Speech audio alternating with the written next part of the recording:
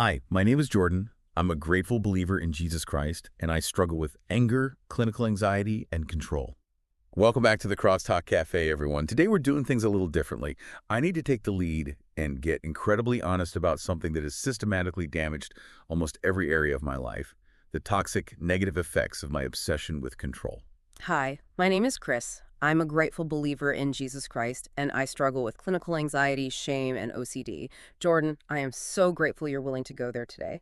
Before we dive into that heavy topic, we want to remind everyone that our time together is sponsored by Strong Coffee Company. If you go to strongcoffeecompany.com and use promo code PCBC, you'll get 20% off their Clean Energy Instant Coffee, which is a massive help for keeping your mind clear without triggering the anxiety loop. And man, Jordan, when it comes to control, that loop is incredibly real. Let's talk heart to heart about what happens when we try to force our own scripts onto the world around us. Yeah. I think I just need to paint a picture of what that script actually looks like in real time. Because it's so insidious. Right. Put us in that moment. What does it look like? So it's early morning, maybe 6:30. The house is completely quiet. Which sounds so peaceful to most people. Exactly. Most people would find that peaceful. But for me, in the worst of my struggles, that silence wasn't peace at all. It was basically a blank canvas where all my anxiety could just, well, it could project potential disasters. Oh, a blank canvas for disaster. Yeah. I would stand in the kitchen, already fully dressed, mentally mapping out every single minute of the next 3 hours for every single person in my family. You were scheduling them before they even woke up. Oh, down to the minute. Mm-hmm. I decided exactly when the kids needed to wake up, Right. exactly how long breakfast should take, what the traffic patterns were going to be, and this is the crazy part, exactly what mood everyone should be in to make the morning efficient. Oh, man. Trying to dictate someone else's mood, that is heavy. It is. And if anyone deviated from that silent, completely unwritten schedule in my head, I felt this immediate, sharp, physical tension. Like I literally felt threatened. So your body is reacting like you're in actual danger just because breakfast has taken 5 extra minutes. Yes, exactly. So I would Yeah. step in, I would start managing everything, I would dictate the pace, tell people to hurry up, correct how they were pouring their cereal. Just micromanaging the entire space. Right. And the craziest part, if you had stopped me in the middle of that tense, micromanaged morning and asked me what I was doing, I wouldn't have said I was being controlling. What would you have said? I would have looked at you with complete sincerity and said, I'm just being responsible. I would have said, I'm keeping us organized, I'm protecting my family from having a stressful day.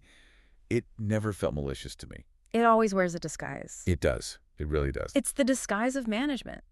And it is so incredibly common, and honestly, it is entirely deceptive.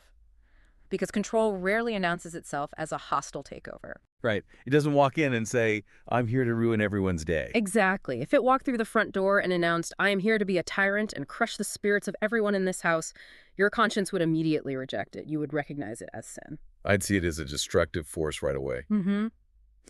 But clinical anxiety is highly adaptive. It knows that to survive, it has to wear a noble label. A noble label. That's a gut punch. It is. So it dresses up as efficiency. It puts on the uniform of caretaking or, leadership. It convinces you that you are the only one holding the sky up. Yes, that's exactly the feeling. Holding the sky up, and if I stop, everything collapses. Right. It tells you that if you stop actively managing the people around you, the whole world is going to fall apart. But I want us to really look at the underlying engine driving that behavior. I want to understand that too. Yeah. Because why did my mind genuinely believe that hovering over my family with a mental stopwatch was an act of love? Well, it comes down to what anxiety actually is at its core.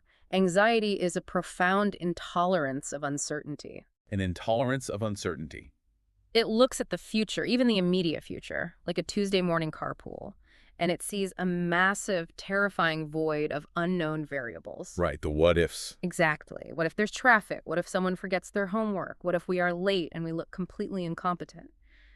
To the anxious mind, those aren't just minor inconveniences, they are deeply threatening. They feel like actual survival threats. They do. So the mind desperately seeks a primitive defense mechanism to neutralize that perceived danger, and the most accessible defense mechanism is control. So I just tried to control the environment to feel safe. Yes. Your mind makes this false equation. It says that if you can just mathematically eliminate all the variables by forcing everyone to comply with your perfect script, you can guarantee a good outcome. Which is mathematically impossible with other humans. Totally impossible. Yeah. But you aren't doing it because you enjoy dominating people. You're doing it because your internal alarm bells are screaming, and you are trying to turn them off by organizing the external world perfectly. Man, so my internal world is in total chaos, and my strategy is to force the external world into submission to compensate for it. Exactly. But here is the hard truth we really have to face. I want to push back gently on that illusion of helping for a second. Please do, I need to hear it. When we operate this way, we are crossing a massive boundary. When you try to treat your own internal, unmanageable anxiety by micromanaging the schedules, the choices, and the reactions of the people around you, you are not actually practicing wellness. What am I practicing then? You are practicing manipulation. Wow. You are taking your internal fear and making it your family's responsibility to soothe that fear by conforming perfectly to your script. Manipulation. Yeah. That is an absolute gut punching. No, it's really hard to hear. Because nobody who thinks they are being a good provider or a protective spouse wants to hear that they are actually just manipulating their family. It is an incredibly painful reality to look at, but until we call it what it is, we cannot surrender it. True caretaking is about serving others for their benefit with open hands. With open hands. Yeah. Manipulation is about orchestrating others for your own comfort with a closed fist. It sets up this impossible standard in the home. Because they have to manage my emotions for me. Exactly. You are essentially telling your loved ones, my emotional stability depends entirely on your perfect compliance with my rules. That is so unfair to them. It is. You're communicating that if they make a mistake, if they are running 5 minutes behind, they are threatening your peace. That isn't love. That is emotional extortion. Emotional extortion. You're using other people as tools to manage your own panic. That's exactly what it is. That is just a staggering realization, and it completely exposes the demanding edge that was always attached to my help. What do you mean by that demanding edge? Well, like, if I offered to help my spouse with a task, and she politely said, no thanks, I've got it, or if she wanted to do it a different way, I wouldn't just walk away and say, great, let me know if you need me. Right, you couldn't just let it go. Not at all. I would get completely offended. I would get intensely defensive and agitated, which completely proves your point about manipulation. How so? Because if my goal was truly just to serve her, a polite decline would be perfectly fine. The mission of offering help was accomplished. She doesn't need it. Great. You offered, she declined. No harm done. Right. But because my actual goal was to control the environment to soothe my own anxiety, her no felt like she was actively ripping my safety net away. That reaction right there is the ultimate telltale sign. When a no thank you is perceived as a personal attack, you are no longer in the realm of service. You are in the realm of control. I want to just pause right here, because I really want the person listening to this conversation to reflect on this dynamic in their own life. Yeah, it's so important to do a self-inventory here. Think about your own helpful behaviors in your living room or, at your workplace or in your friendships. Are you genuinely offering support? Are your hands open? Right. Are you holding your hands open, letting people make their own choices and accepting their no with grace? Or are those behaviors masking manipulation? That's the hard question. Are you hovering, correcting, offering unsolicited advice, and dictating the flow of the room just to soothe your own internal anxiety? You have to be honest with yourself about the edge in your voice when people don't take your advice. Absolutely. Because if this control is just manipulation wearing a mask, we have to look at what that actually does to the people on the receiving end. We have to look at the structural damage it causes.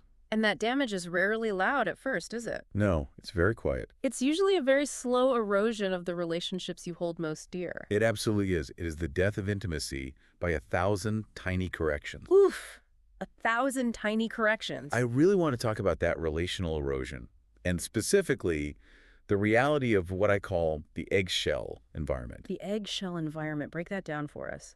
Because my original intention, the whole reason I started trying to control everything, was to build a sanctuary. I wanted a home that felt safe, orderly, and peaceful. You wanted a haven. Right. I thought if I could just get everyone to follow my perfectly optimized systems, we would be this deeply connected, happy family. But it completely backfired. How did it play out instead? By demanding that level of perfection, I didn't become a leader in my home. I became an auditor. An auditor, wow. I turned the dining room table into an inspection site. I was always on patrol, always scanning the environment for the slight infraction so I could swoop in, point out the inefficiency, and, fix it. And the tragic irony there is that when you act as an auditor in your own home, the people you love stop treating you like a family member. They really do. They start treating you like an inspector who holds the power to penalize them at any moment. That is exactly how it felt. And I had this crushing realization of exactly what that looked like one evening. Yeah. Still breaks my heart to think about it. What happened? I was sitting in the living room reading. The house was quiet, but it was that tense, heavy quiet, That strained atmosphere. Yeah. And suddenly I heard a crash in the kitchen. One of the kids had dropped a glass of milk, and it shattered all over the floor. Which happens in every home. It's just life. Exactly.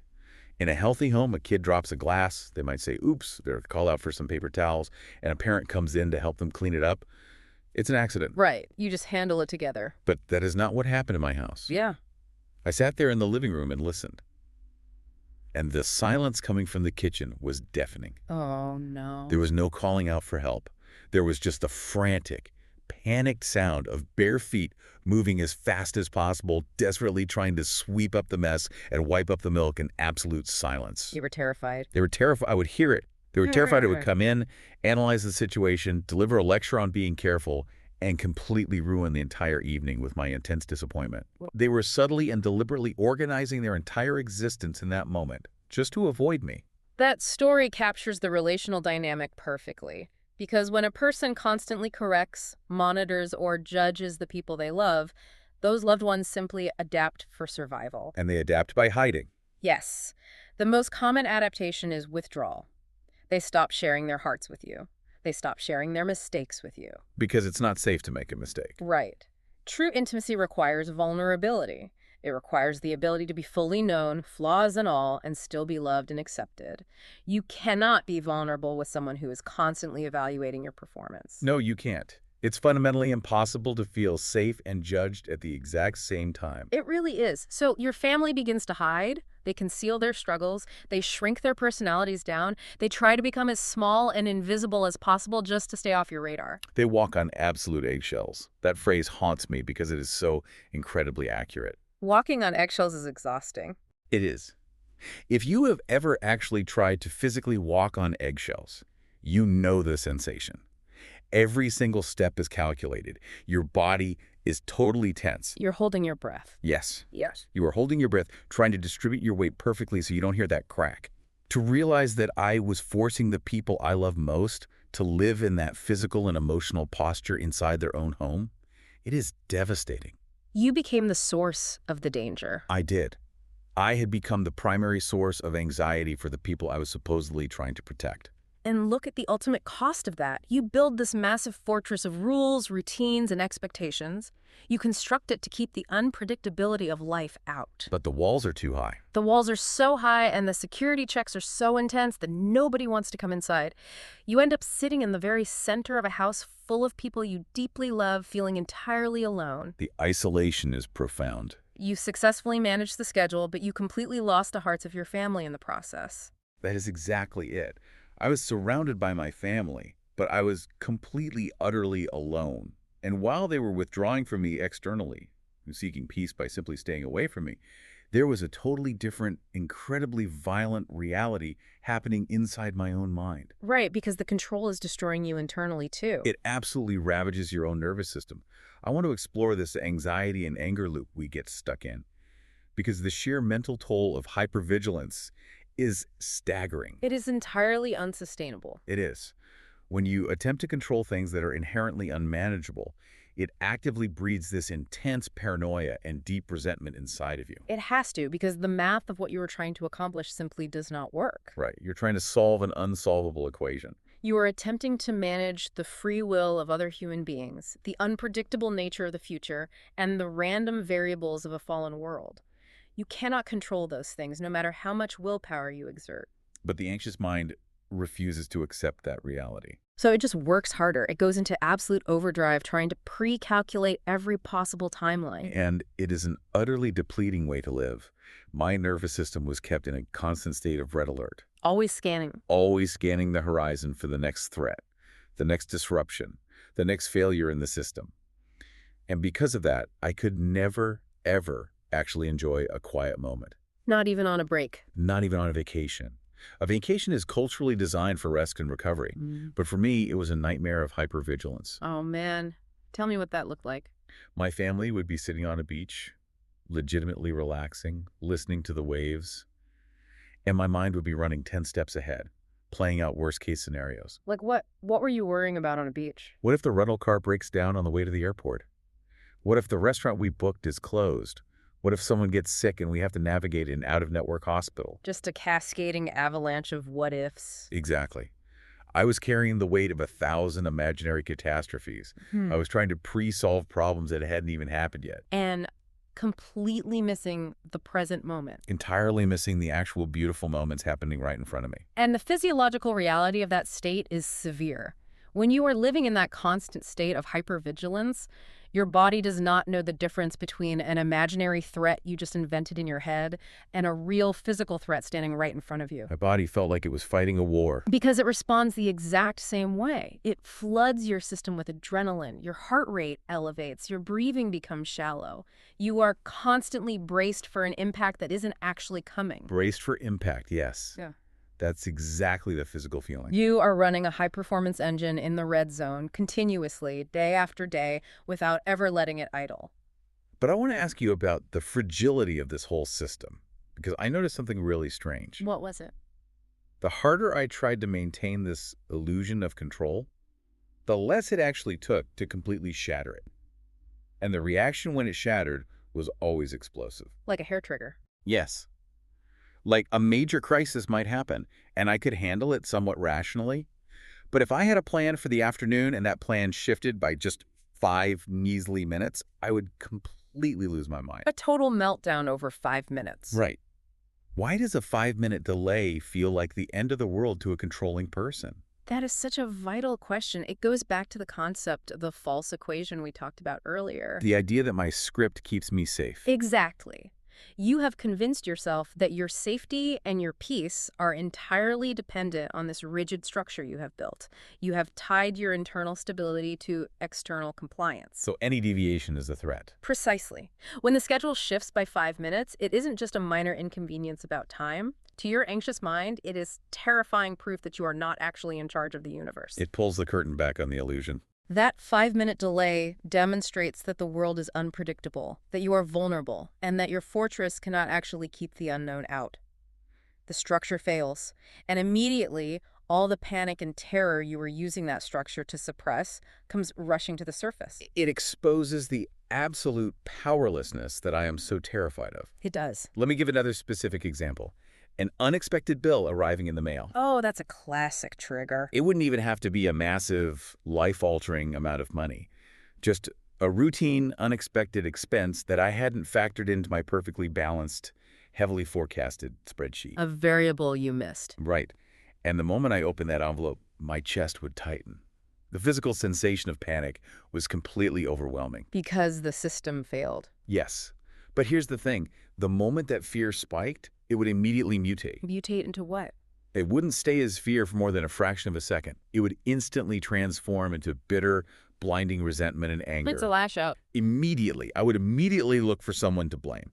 I would be furious at my spouse for spending money somewhere else earlier in the month, or furious at the company that sent the bill, or even just universally angry at my family for existing and costing money. Just projecting it everywhere. Yes. Why does the panic always disguise itself as rage? Let's look really closely at that mutation, because this is where the cycle gets incredibly destructive for everyone in your path.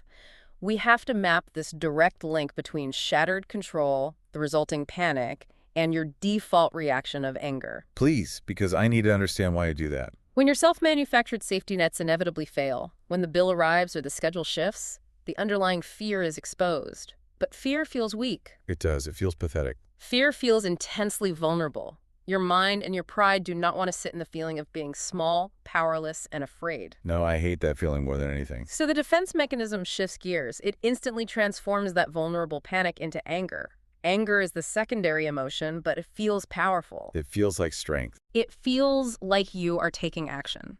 When you are angry, you feel big again. You use the volume of your voice, the harshness of your words, and the intensity of your presence to try and bully the circumstances or the people around you back into the little boxes you built for them. I'm trying to yell the world back into order. You use rage as a tool to try and reestablish the control you just lost. That is profound. The anger feels powerful in the moment, Yeah. but it is actually born out of total, desperate powerlessness. Completely. It is a temper tantrum from a person who just realized they don't rule the world. Precisely. And it never, ever works. No, it never does. Anger cannot change the reality of the unexpected bill. It cannot rewind time to fix the 5-minute delay. All it does is create massive collateral damage in your relationships. It just hurts the people I love. It reinforces to your family that you are unsafe, driving them further into withdrawal, which makes you feel more isolated, which spikes your anxiety again, which creates more of a need to control. It is a devastating, relentless loop. It is a loop that will completely drain you of everything you have. Yes, it will. I want to speak directly to the listener right now. If you are living in this cycle, trying to micromanage the future, trying to dictate other people's free will, and trying to permanently prevent unexpected disruptions, it will empty you out. You cannot sustain it. You cannot sustain that level of hypervigilance. It will deplete your emotional reserves, it will damage your physical health, and it will systematically destroy your relationships. You are fighting a daily war against reality, and reality is always going to win.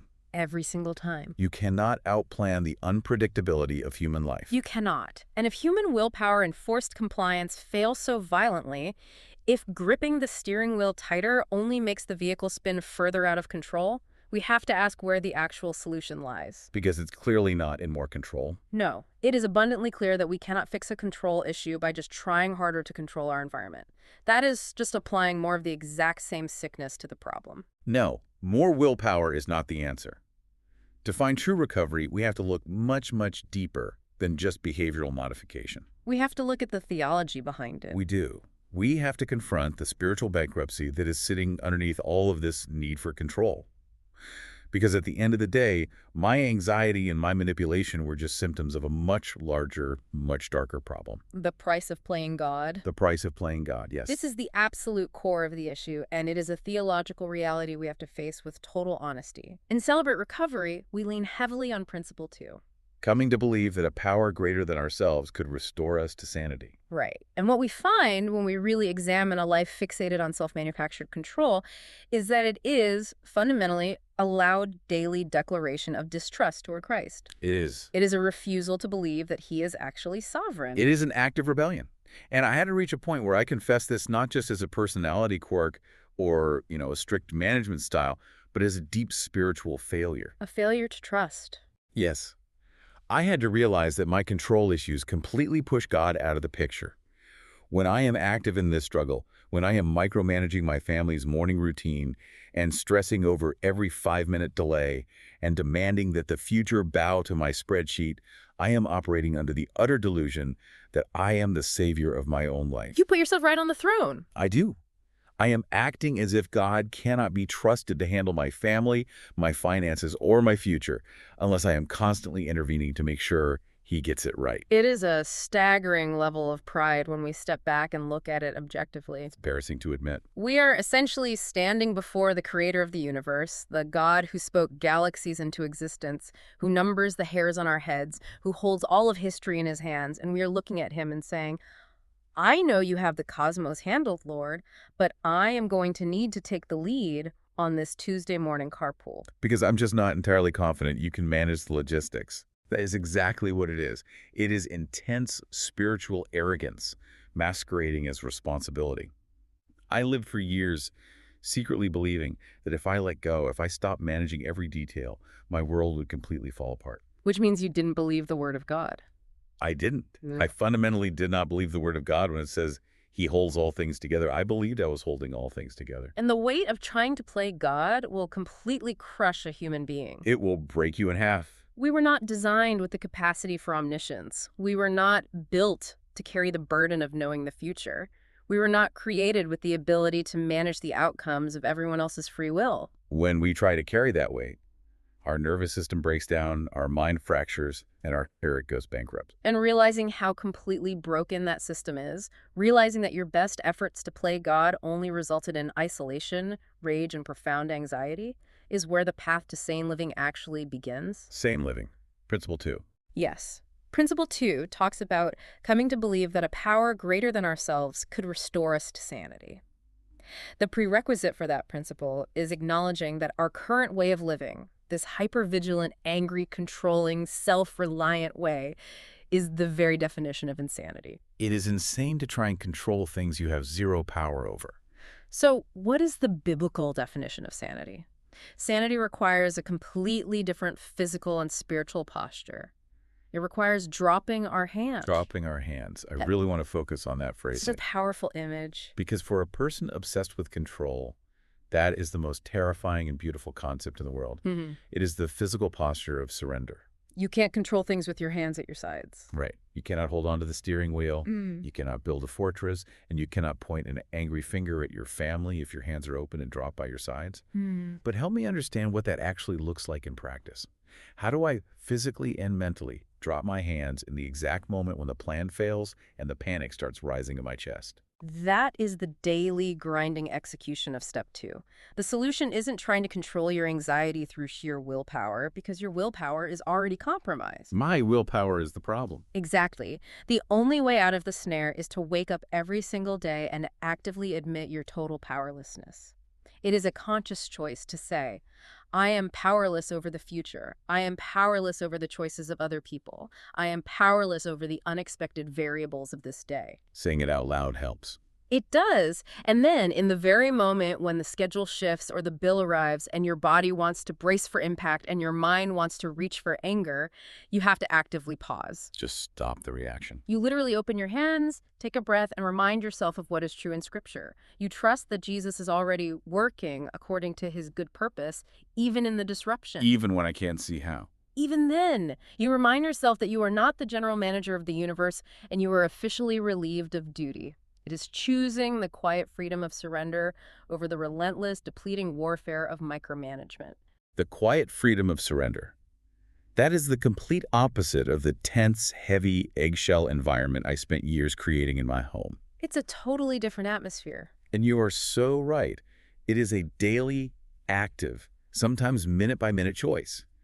It is not a one-and-done prayer that magically fixes my personality forever. Recovery is daily. Every single time I feel my body tense up, every time I feel that familiar panic rising because the situation isn't following my script, I have to consciously, deliberately choose to hand this steering wheel back to Jesus. It's a muscle you have to build. I have to physically open my hands, look at my family, and choose trust over tyranny. Because the temptation to take that steering wheel back never fully goes away. No, it doesn't. The anxiety will always look for an opportunity to convince you that an emergency requires your immediate controlling intervention.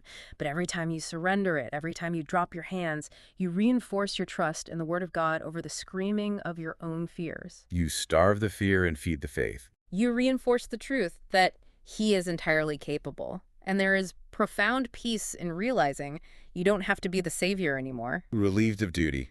I cannot emphasize enough what an incredible, profound relief that is to a tired soul. It's a burden you were never meant to carry. As we bring this conversation to a close, I just want to summarize the incredibly heavy cost I have paid for trying to steer my own life. It's important to look at the wreckage, honestly. The cost was severe, painful isolation from the people I love most in this world, who were just trying to survive my demands. The cost was a relentless, depleting anxiety that robbed me of any ability to experience present peace or joy. And the cost was utter spiritual bankruptcy, placing myself on the throne of my own life, trusting my own flawed spreadsheets over the sovereignty of God, and pushing Christ entirely to the margins. That's a heavy, heavy toll. Acknowledging all of that reality is deeply painful, but acknowledging the total failure of my own system is the only thing that makes the daily surrender possible. It takes immense, profound courage to sit at this table and admit that level of powerlessness. Thank you. It took a long time to get here. To speak out loud that your absolute best, most strenuous efforts at managing everything only brought destruction to the things you cared about. That is hard work. But for the listener who is sitting right here at the table with us right now, feeling the weight of their own control issues, we want to validate that courage in you too. Admitting defeat is the first step. Admitting defeat is not the end of your story. It is the exact moment real recovery begins. When you finally stop fighting a war against reality, when you finally resign from a job you were never meant to hold, you create the open space for the grace of Jesus Christ to actually enter and transform your life. That is the turning point. Surrender isn't weakness, it's the only path to actual strength. So, we want to leave you with a direct, challenging question to ponder long after this conversation A ends. question for your own inventory this week. If your need for control is really just a primitive defense mechanism against your own internal fear, what specific area of your life are you white-knuckling right now that you need to finally, completely hand over to Jesus today? What would the quiet freedom of surrender actually look like and sound like in your home this week?